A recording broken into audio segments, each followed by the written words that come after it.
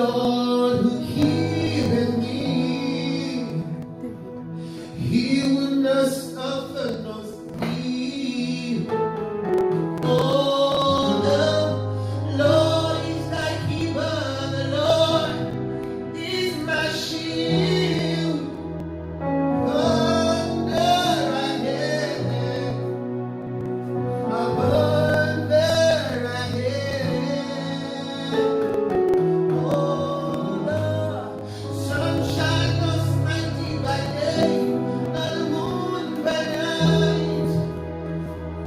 He shall preserve your soul, even forevermore.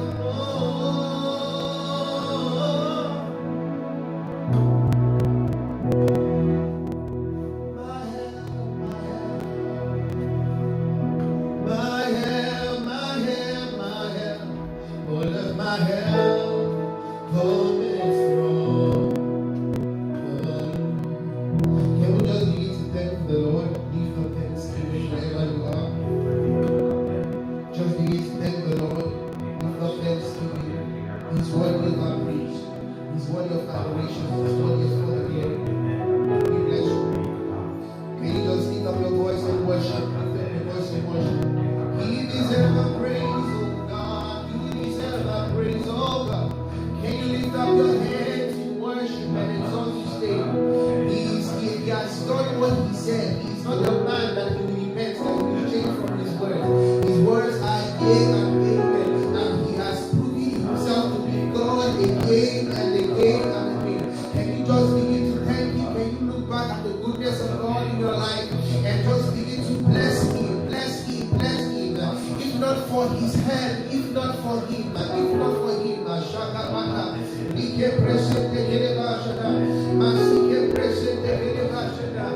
All my help comes from you. All my help comes from the Lord. If not for you, if not for you, if not for you, if not for you, if not for you, if not for your hand, oh God, Amasike Presente, we bless your holy name.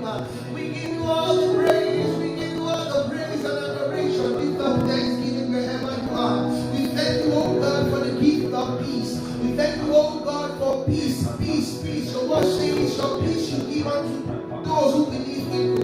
And your peace you have given to us. Your peace resting in our heart. We bless your name, sweet Spirit. We thank you for the gift of your Holy Ghost. We thank you for the gift of the Holy Spirit, the one for which our salvation has been sealed, the one for which we do and become of your goodwill. Amashike pressure, and we thank you for your plans for us, for they are good and not of evil. Oh, we bless you, we bless you. We bless your name, oh God. All of my help comes from you. All my help comes from you. All my help comes from you. Great and mighty God. All my help comes from you. Great and mighty God. All my help comes from you. All my help comes from you. We bless you. You are the reason I live, and you're the one for me. You're the one for me. Oh, oh, oh. You are the reason I live, and you're the one for me. And you're the one for me. You are the reason, yes, you are. You are the reason I live. You're the one for me. You're the one for me. You're the one for me. You're the one for me. You are the reason, yes, you are. You are the reason I live. You're the one for me. You're the one for me. You're the one for me. You're the one for me. Oh, yes, you are the reason. Yes, God, you are. You are the reason I live, God. Oh, you're the one for me. You're the one for me. You're the one for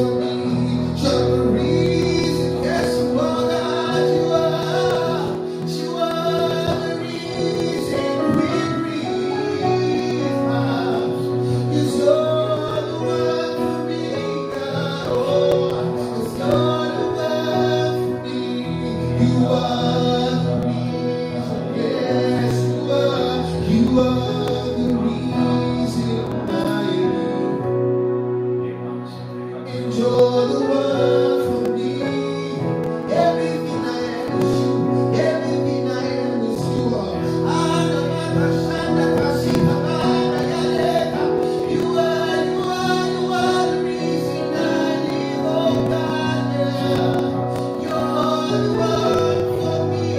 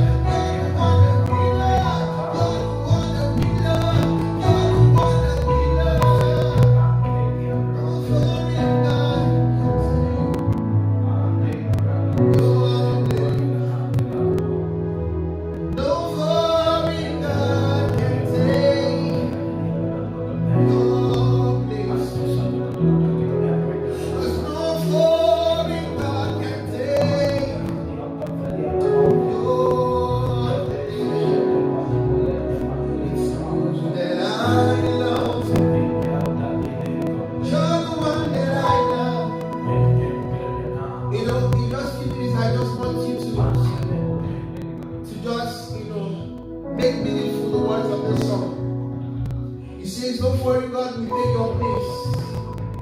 No foreign God in my life. I just begin to close your eyes and begin to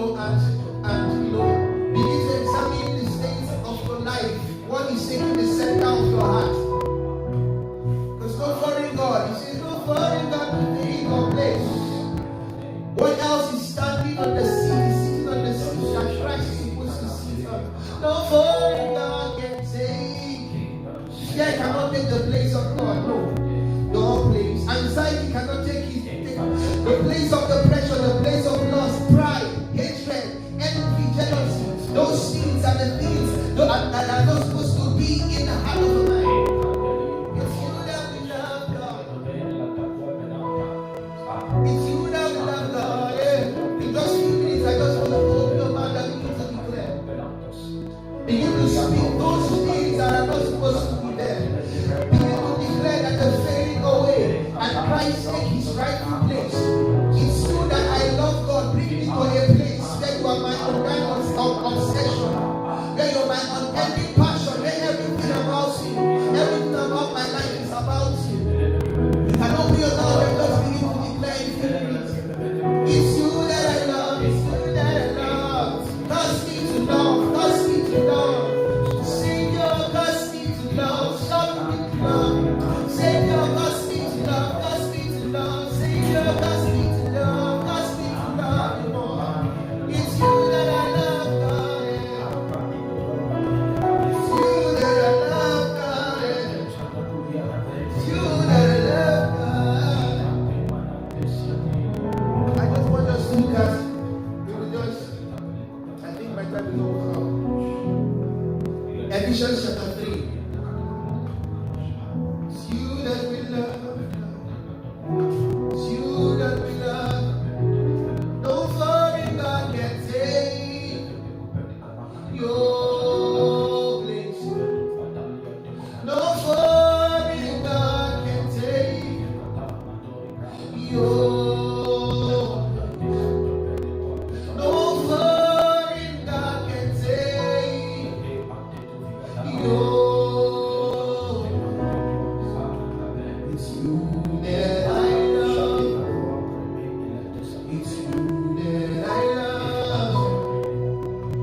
Ephesians chapter 3, he says in 16, we'll read from 16 to 19. He says that he will grant you according to the riches of his glory. That he will grant me according to his riches in glory. I just want you in a minute to personalize it. This is the will of God for your life. This is the heart of God. He wants to grant you, he wants to fill you with the riches of his glory. He wants your life to be filled with all of his glory. The Bible says to those he called, to those he predestined he called, and to those he called he justified and brought them to a life of glory. This is the will of God. That you will feel, that I be filled with the riches of his glory. It says, to be strengthened with might. To be strengthened with might by the Spirit, by his Spirit in the inner man. It goes further to explain how. How can we be strengthened in the Spirit, in the inner man, by the Spirit? How? And what is the purpose of it? It says that Christ may dwell in your heart. That Christ may dwell in your heart. If you will be strengthened in your inner man, it has to be out of Christ dwelling. The expression of the life of Christ in my life, in your life.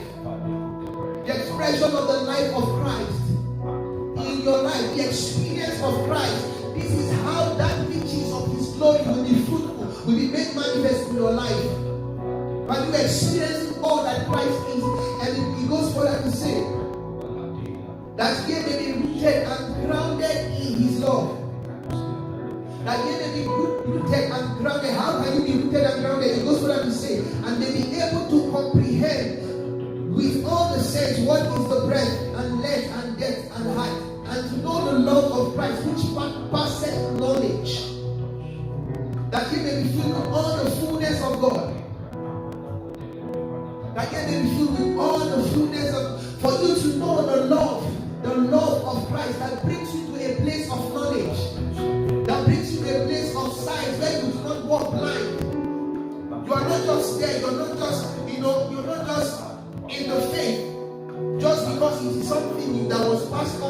inherited the tradition from your father. No. You come to a place where you understand your faith, where you understand the love of God in your life, in my life. It's the heartbeat of God that we should break out of religion, we should break out of normalcy, break out of the routine, and come to a place where we are knowledgeable in the will of God, knowledgeable in the faith. This is how we will be filled with His riches, with the glory of God. Before I hand over in just 1 minute, can you just begin to declare that I may know and may comprehend His love for me? I want to comprehend, I want to come to a place where I understand the love of God for my life, where I understand His love, everything He came. The Bible says before the foundations of the earth, He had died. He has slain the lamb. He has shown forth His love for you. Before you were born, He has been pouring out. Yet while we were yet sinners, this was the love of God. This is the love of God that makes us to be salt, that brings us to, this is the love of God that brings us to a place of adoption. That we may know this love. Can you just begin to declare, Father, that you open my heart, open my mind. I want to be knowledgeable in this way. I want to know why. I want to know. I want to have a reason. I don't want to act because people are acting. I don't want to be act because it is a tradition, a normal thing. Let me have something tangible out of this love, something that is real.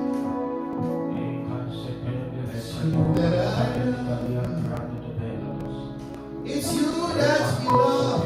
Help us to love. Open our eyes, open our heart to come to a place of understanding this love. Open our heart, open our minds. We want to be filled with all the fullness of God. We want to be filled with knowledge, with the knowledge of that. We want to comprehend your love for us.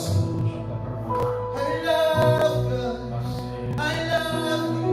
And I love you. I love you. I love you.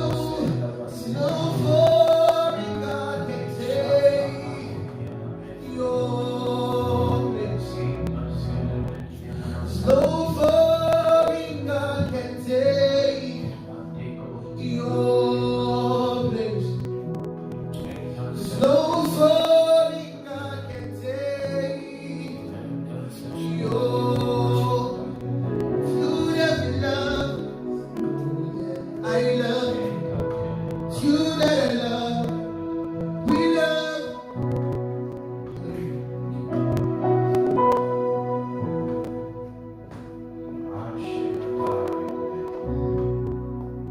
Be thou exalted, Spirit of the living God. Hosanna, Hosanna, Hosanna. Blessed be the name of the Lord God of Israel. Be thou exalted. For we are baptized in that your love.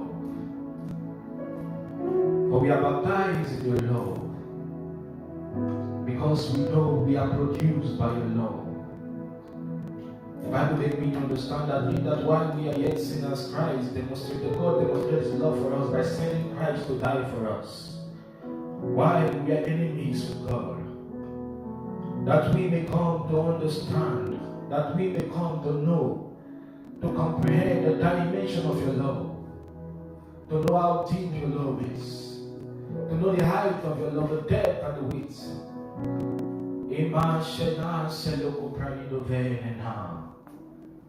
Hosanna to your name. Hosanna to you, Lord. Hosanna to you, Lord. Hosanna to you, Lord. Be thou exalted, be thou glorified. For we know that there is none like you. Therefore we submit ourselves to your supremacy. Therefore we submit ourselves to your greatness. We submit ourselves to you, Lord Jesus. Because we know that there is nothing that can be used to compare with you. For what can be used to stand against you? For you have searched, the psalmist said that they have searched from east, north, west, and south, and there is nothing that can be used to compare with your greatness. There is nothing that can be used to stand, to compare with you. Because you are God all by yourself. For no one can hold back your hands or say unto you, what have you done? Be thou glorified forevermore. Be thou glorified forevermore. I ask that I be a vessel unto honor, that As I open my mouth to speak, let the words that proceed out of my mouth be spirit and be life. I don't want to speak of myself, but I want to speak what I hear from you. In the mighty name of Jesus. I pray that you open our understanding, that even the simple will understand the things that proceed out of my mouth. In the mighty name of Jesus. And that as your word comes forth, it comes with life and understanding. It comes with life and immortality. In the mighty name of Jesus. Take all the glory. In Jesus' name we have prayed. Amen. You're welcome once again to another Sunday service. Today we're going to be saying something, we're going to be talking about something that is very, very interesting. Because we know we are in a world where wisdom or knowledge is increasing. Knowledge is abounding according to the book of Daniel, and because of the increase in knowledge, every man is coming to know one or two things about life itself.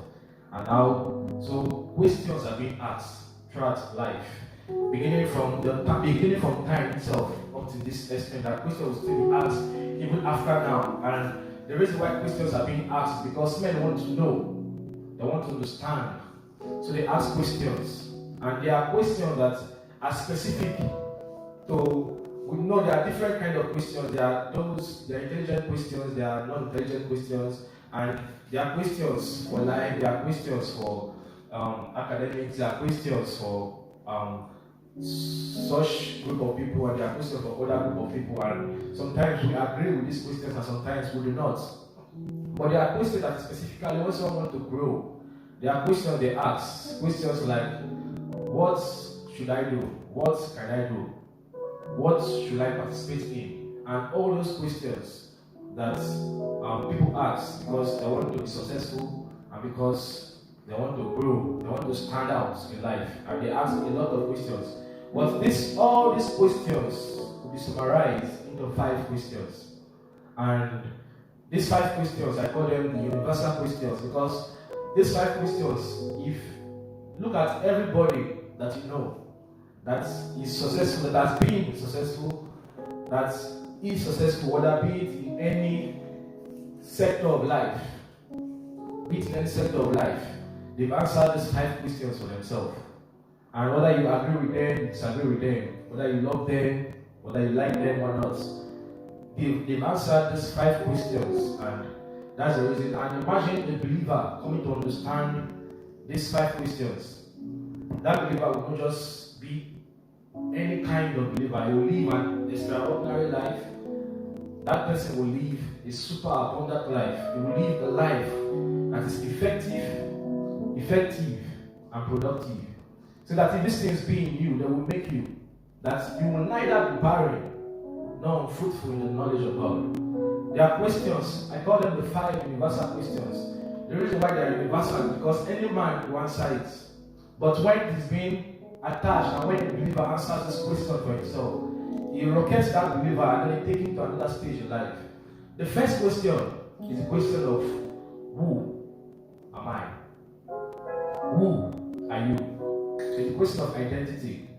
It's the question of nature. You see, the reason why this question should be answered is because if you don't know who you are, and you throw a temper, you throw whenever someone says something at you, you want to argue, you want to disagree, you want to quarrel. She called me a loser, he called me a failure. He said I don't have sense, and then you try to quarrel and fight because you don't know who you are. Who are you? This question, Jesus asked this question to his disciples, and he asked them, who do men say I, the Son of Man, am? And they said, men say you are this, men say you are that. And it did not bother him because he understands and he knows who he is. You see, this question, every man that is successful has answered this question perfectly well. Who are you? There was a time in the scripture when Jacob was coming from Laban's place, his uncle's place, and he was going to Esau. He was going to visit Esau, his brother. And while he was going, and he was sending men to his brother, and then Esau will keep sending them back. He said, tell him, if I catch him, his head will leave his body before he blinks. I'm going to tear him apart. And he sent the first group of servants. he sent the second group of servants, and Esau refused to accept the apology. He sent the third group of servants, Esau refused to accept the apology. And said it was strategically, he was planning how things are going to be. He divided the team into two. He said the first team will go, and if something bad happens, the second team will run away, or the second group of people will run away. And while he was planning all this and he was putting things into place, the Bible said he had a vision and he met God at Peniel. And while he met God, he held on to him and he was struggling with him. And he said, "Day is coming, let me go." But he said, "I will not let you go unless you bless me." Blessed, being blessed, he must answer that question. I told that every man that is successful, whether you like them or not, they've answered the question for themselves. Who are you? He said, "I will not let you go unless you bless me." And the angel of God asked him, "Who are you? Who do you say your name is again?" And then he said, "I am Jacob." And I am Jacob. And the angel was wondering, because right there is an identity crisis. And he's saying, "I am Jacob," but he's not being identified as Jacob.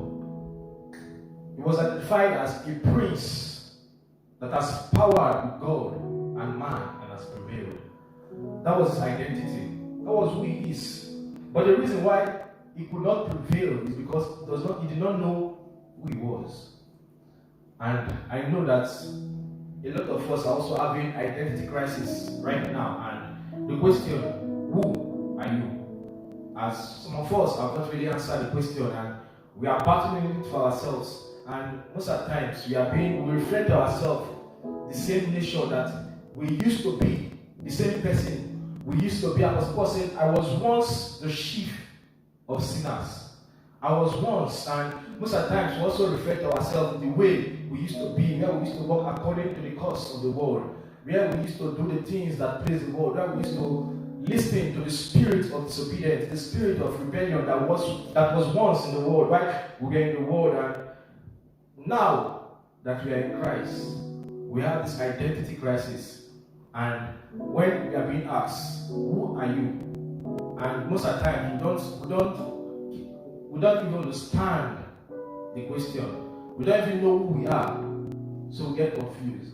So when they call us, "You are a shit, you are this, you're a liar, you're a failure," you get angry. Why? Because you don't know who you are. Identity crisis. The Bible makes me to understand, because 2 Corinthians 5 verse 17 says, "If any man be in Christ, is a new creation." Being a new creation means that there was once an old creation. True, that Jacob was his former identity, but he now has a new identity. So it's an identity crisis when they say, "Who are you?" Are you a new creation in Christ Jesus? Who are you? And then you try to signify yourself with the person you used to be. He said, "I was once a chief sinner." Question is, who are you? It's true that circumstance will want to name you, want to give you an identity. The blind Bartimaeus, the woman with the issue of blood, and circumstance, the leopard, the man that is leopard, the one whose son has, and circumstance want to give us identity. And most of the times our friends also want to give us identity. But the good news is that the only person that will give you an identity is the one that has given you life. The reason why your parents gave you identity is because they are the one that gave you life. And when we became, that is why it is necessary to become born again. Now, being born again, you have another identity. See, if any man be in Christ, is a new creation. You are no longer being identified by who you used to be. We are now a new creation. Another word for us to know who we are. See, God is particular about identity. That's why whenever He's revealing Himself, He always tell them His name first of all. I am Jehovah Rapha. I am Yahweh. He always reveal Himself. I am who I am. I am the God of Abraham, Isaac, and Jacob. He always reveal Himself to them so they will understand, because He is very particular about identity. And He has given us an identity. And He has given us this identity in the Word of God, written down from Genesis to Exodus, sorry, from Genesis to Revelation, there is no place that you will read that you will not find your identity in God. Because we are now part of that family, being born again. So we now have a different identity. He has called us righteous. In other words, being called a sinner is no longer a part of our identity. He has called us success. He has said that we are the heads and not the tail. I said that circumstance will name us, will want to give us identity, but that does not mean that they are our identity. Number one, who are you? Who am I? Answering that question will elevate you. The second question, where am I from? Where am I from? Understanding this question will help you know who you are. Where am I from? He's talking about the source. He's talking about our heritage. Where am I from? When you hear someone say, where am I from? But when they ask you, what environment do you grow up in? What kind of place? Number two, they're asking you, what have you been studying? What have you been taught? Where are you from? For example, there are some parts of the world where when you see an elder, you don't refer to them by name. You refer to them, that's Sama, uncle, auntie, mama, and so on and so forth.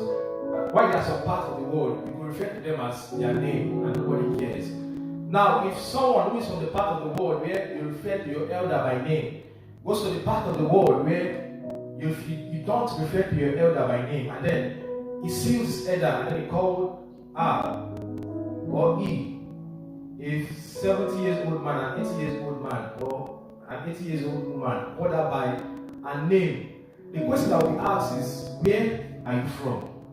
Because I want to know what you've been taught, what you've been trained into. Where are you from? Understanding this question will also elevate you. Where are you from? You see two people disagreeing on a matter, and you want to settle the matter. You ask them, okay, let me hear your part and let me hear your part. Then you want to understand where this guy is coming from and where this guy is coming from. So that the question is where? Because if you know where you are coming from, then you will understand who you are. So because of this, we want us to know that we are not just coming from anywhere, and we should not take any policy from anywhere. So you are in the world, but you are not of the world. So you are not from. So if you are asking the question, where am I from? First of all, zero it out of your mind that you are from the world. Say, you are from Christ. You hail from God. Say, you are of God, little children. You came from God.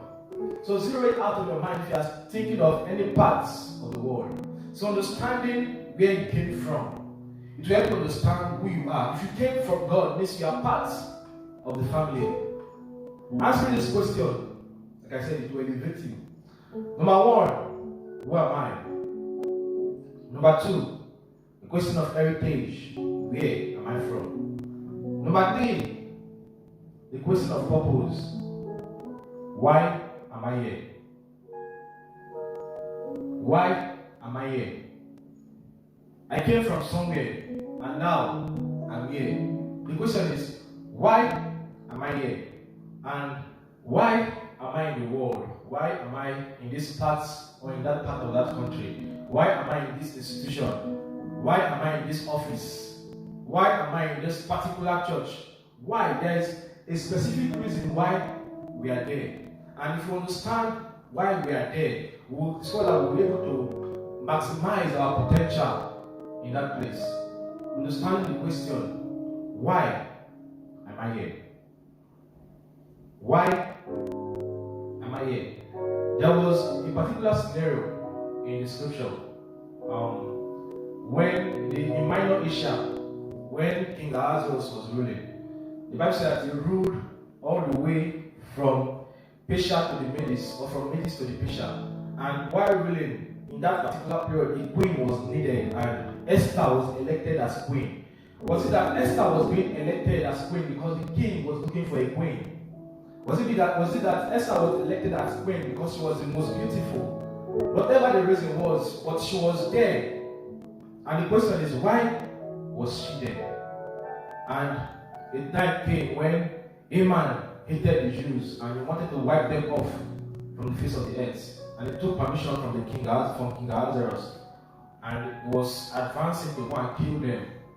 But Mordecai heard of this news. He came to Esther and was crying and was talking to Esther. And Esther was dragging her feet.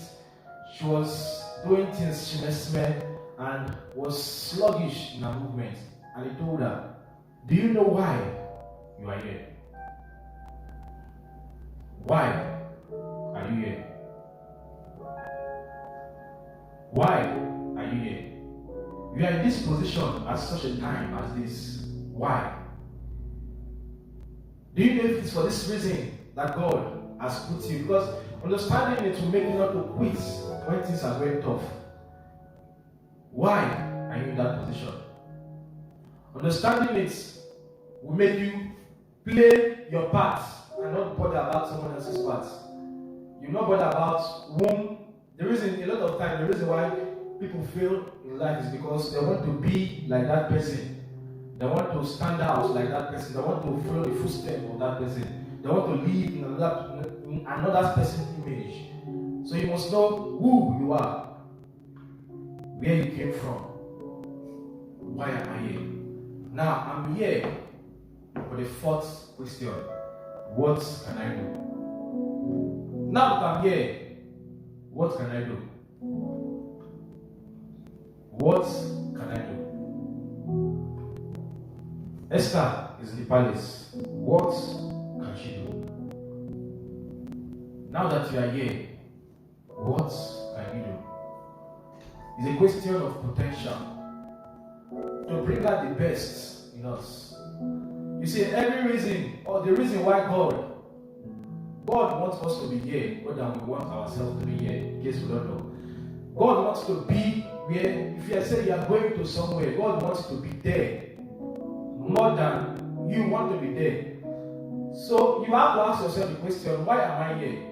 If you know why you are here, then you will know what you could do in that place that you are there. God so much wants you to be there because there is something He wants to use you for in that place. So He will make it possible. He will clear the path. That's why a lot of times you see some people, they are struggling. They are making efforts because they want to gain this and they are trying to do all they could. Why there are those that will just calm down and just do the due process. If they refuse them, they refuse them. If they accept them, they accept them. Because they understand if there is where they should be, then God will make it possible that they will be there. Then when they get there, the questions will then come, why am I here? And what can I do now that I'm here? Because God is putting it in a way that He wants to showcase His glory. He wants to showcase His glory in that department that we are in. He wants to showcase His glory in that country that we are in. He wants to showcase His glory in that assembly that we are in. He wants to showcase. He wants men to see heaven from our eyes. The question is, what can we do? What can I do? The last question, where am I going? Now I know who am I. I know who I am, who I am. I know where I came from. I know why I'm here. The question is, after here, where am I going to? Because I came from somewhere. I'm here. And I've done what it is that I should do. But should I stay there?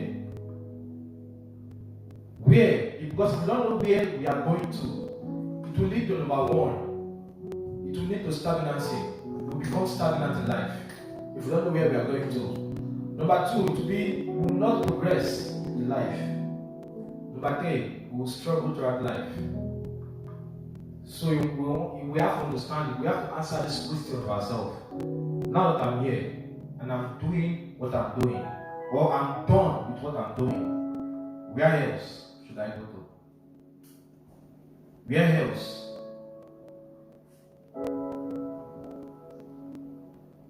The 5 questions. Who I am, where I am from, why am I here, what can I do, where am I going to? See, knowing these questions, there are reasons why these questions are being put out, and there are reasons why I'm saying you should know them. If it's possible, carry pen and paper, write number one question: who am I? Sit down, search the scriptures, think deep, look at it for yourself. Who are you? Because life will always come, and there are times, because if we know who we are, two things will happen. Number one, we can never be deceived in life. If we answer these 5 questions ourselves, rather, we can never be deceived in life.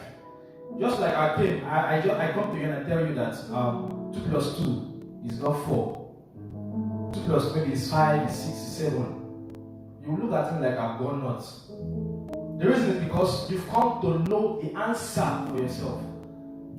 So when you know this answer, nobody can deceive you in life. So if you come to know for yourself that you are righteous, there's nothing that anybody wants to say that you are self. Why? Because you've come to know who you are. So carry pen, carry paper, you write down, who am I? You write down the answer. You read it every morning when you wake up. Where am I from? You write down the answer. You read it every morning you wake up. Where am I? Why am I here? Maybe you are here today, but it does not mean that you stay here till you die. It means that there's somewhere you have to go. And then now that you are here, you have to write down why you are here and what you could do now that you are here. And then you have to write down this part is the part that most of us are planning only when we are in the end stage, and that's how it should be. Where am I going to now that I'm finishing university? What next? Now that I've graduated, what next? Now that I have come out of military, what next? Write them down. Write them down. If you want a house, if you want 10 acres of land as you are living, if you want cars, right? If you want companies, you want hospitals, write them down. Where am I heading after now? Write them down. When you write them down, you see, nobody will deceive you. That is one. Secondly, a time will come when things will be so tough and things will be so difficult that you will want to quit because you answered the first 4. But where am I going to? We don't know yet. So things will be difficult, and things from pit to prison. The case of Joseph, but yet he held on to his dream because he knew who he was. He knew where he was going to. But the process of getting there, things want us to quit. But if we write down these questions, whenever we look at them, we want to rise and do them.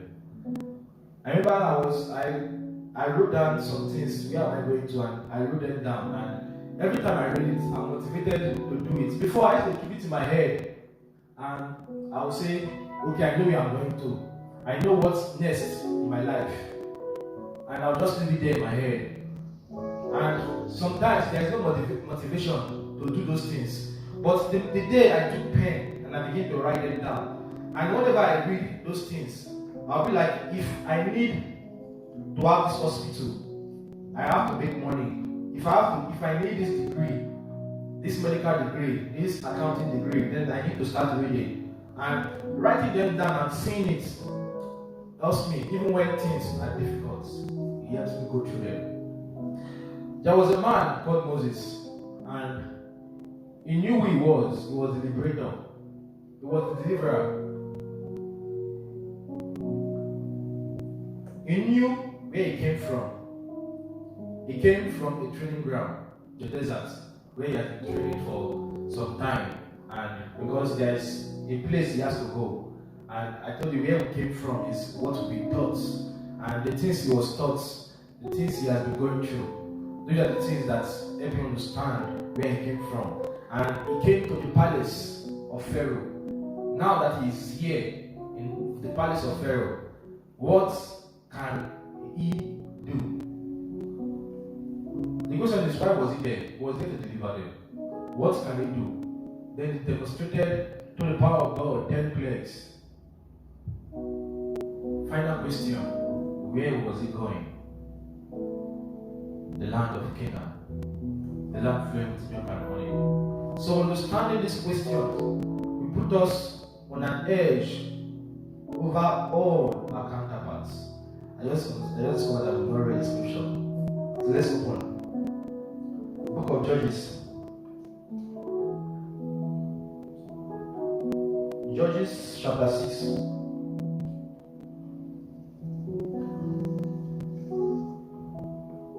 There's something I wrote and let me just read it for you.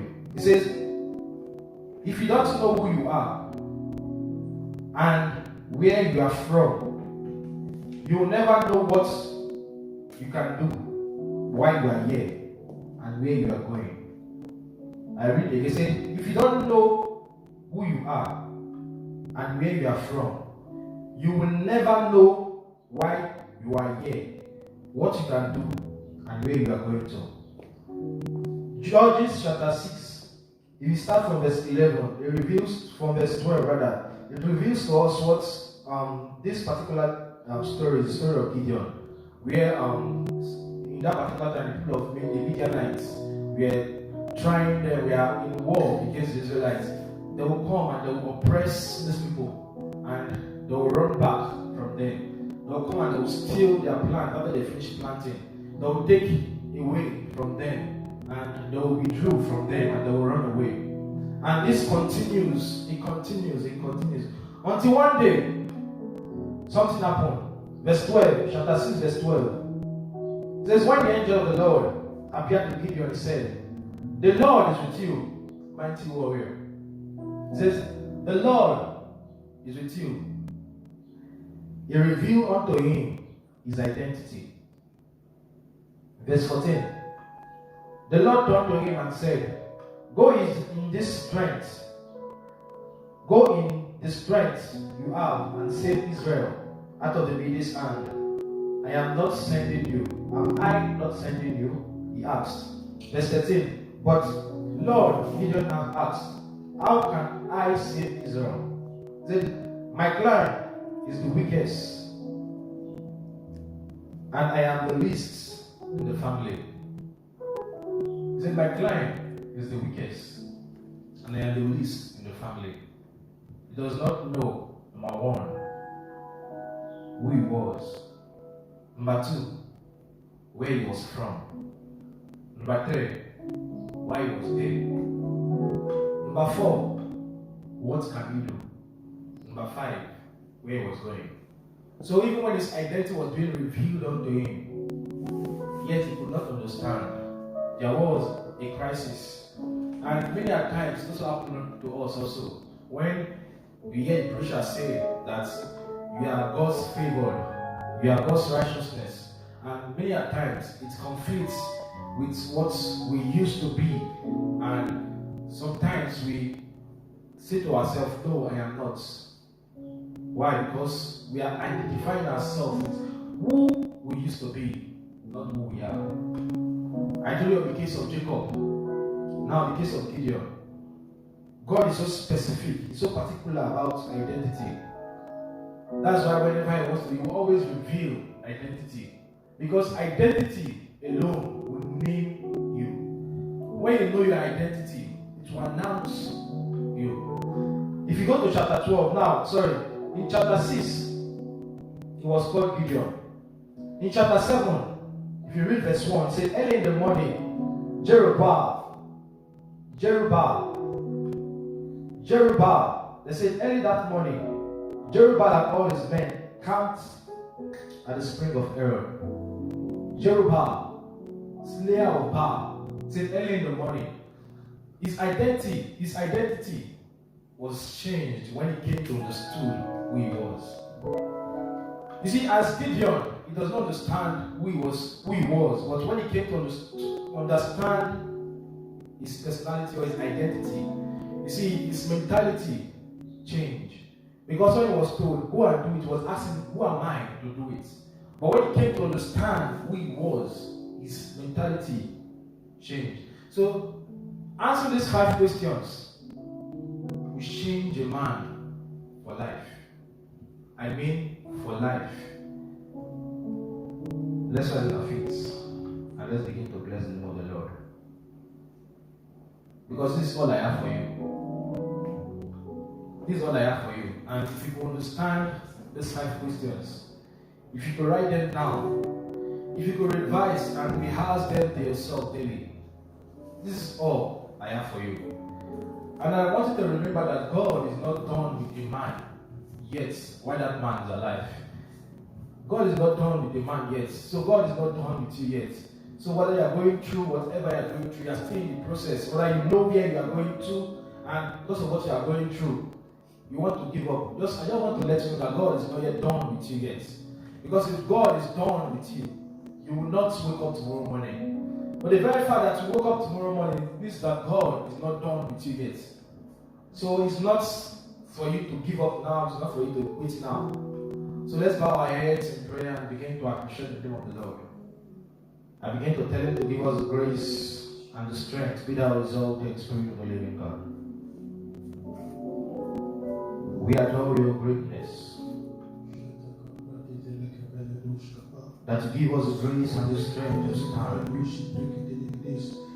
Give us to make up our mind this day to begin to write down these plans, these answers to these questions. We ask that you open our eyes, that we begin to know who we are. That you open our understanding, that we begin to understand where we come from. That not just that we are of the world, but not that we came from the world, but our birth is from you. And that will help us to understand that we are righteousness. That will help us to understand that we are of God. Because as many as received them, the Bible said He gave them the power to become the sons of God. That we come to understand that we are children of God. And that we begin to live our lives as children. We begin to live our life a life of holiness, a life of righteousness, wheresoever we find ourselves. In the mighty name of Jesus, that anything we do, we bring glory and honor to your name. In the mighty name of Jesus, a life of righteousness that will bring honor to His name. In the mighty name of Jesus, be thou exalted, Father. And we ask that you carry us through whatever we are going through right now. And that you touch us whoever that is sick among us. Even those that are watching right now from the bloodstream. In the mighty name of Jesus, that the healing hand of Jesus begin to wave and begin to touch every man. In the mighty name of Jesus, any man that is oppressed and depressed, the compassionate Jesus, He is still compassionate now as He was then. We ask that we begin to visit every man right now at this point of his need. In the mighty name of Jesus. And that I pray that you open the floodgates of heaven and that let provision be made available for anyone that is going through lack. In the mighty name of Jesus. And the angels of God will begin to encamp around us in our dwelling places. In the mighty name of Jesus. For there is none like you. That's whatsoever our hands find it to do, that will do it with all our minds. In the mighty name of Jesus. And whatsoever we place our feet, it shall prosper. In the mighty name of Jesus. The strength and the grace. Even as we are coming to understand who we are in Christ Jesus. Why we are here on earth. Why we are here in the country that we are in. Why we are here in this office and in these institutes. Even as we come to understand the grace to do them according to your will. According to your will. According to your will. In the mighty name of Jesus. That men will see heaven in our eyes. That when they look at us, they will see the glory of God. That when they look at us, they will see the brightness of God. Because we being transformed from one glory to another. While we look at the mirror of God's word, exploring ourselves in His mirror, knowing who we are from His word, and identifying ourselves in you. That when men look at us, they will see you in our eyes, and they will come to glorify your name. In the mighty name of Jesus, be thou exalted. In Jesus' name we pray. Thank you very much for your time. And I pray God bless you and be with you, protect you, and His countenance